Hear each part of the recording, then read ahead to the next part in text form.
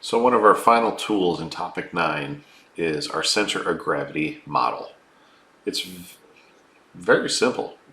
You're just essentially taking the averages of all of your coordinates.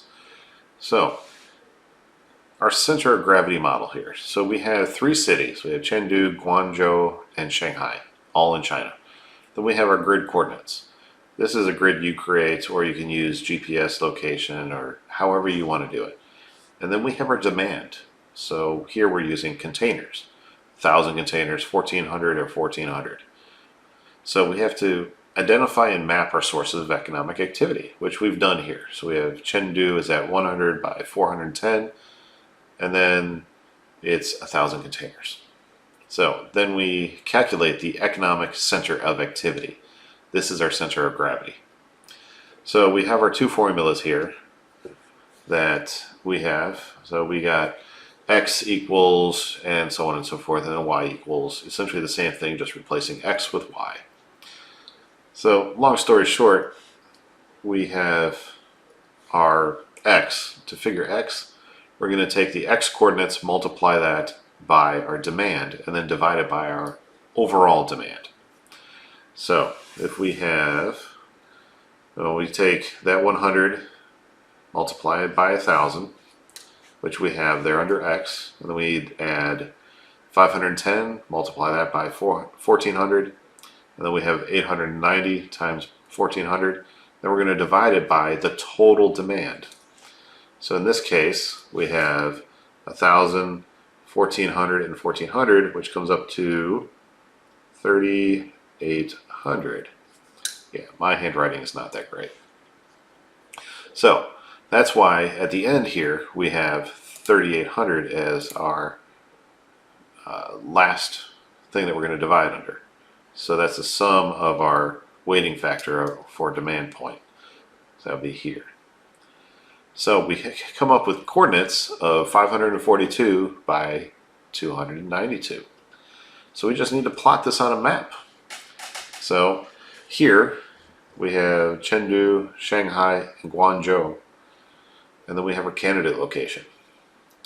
So looking at a map, this would be roughly Nanchang is the city that this would be close to. It's not difficult. You're just essentially taking the averages and you're using 3 points and finding where it is in the middle. So we have some to figure out things that might help us determine where we're going to place things. For example, a warehouse. So yes, we have the center of gravity. That's just going to get us into a general area. But we have to actually use some reality here, because plotting that is actually on the top of a mountain. There's nothing around it. So we got to use our own judgment and move it to a area nearby if that's what we decide to do.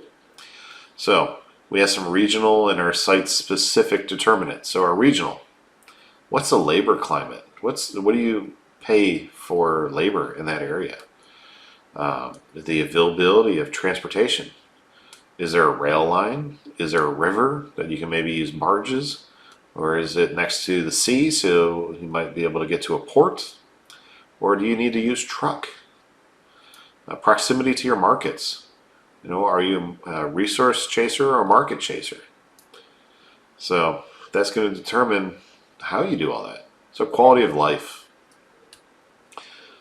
Now, if you think about sending your people to go live there, to start up this factory, for example, are they going to be having a good life there, or are they going to be in a situation where they're going to be hating life, and so on and so forth. But our site-specific things, our transportation access, like I mentioned under the regional one, do we have access to truck?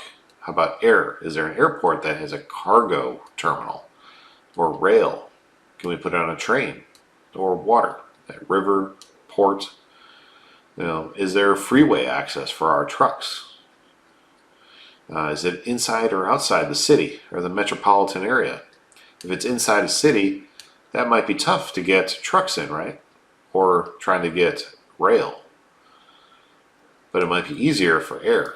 depending on where the airport is. Traffic congestion.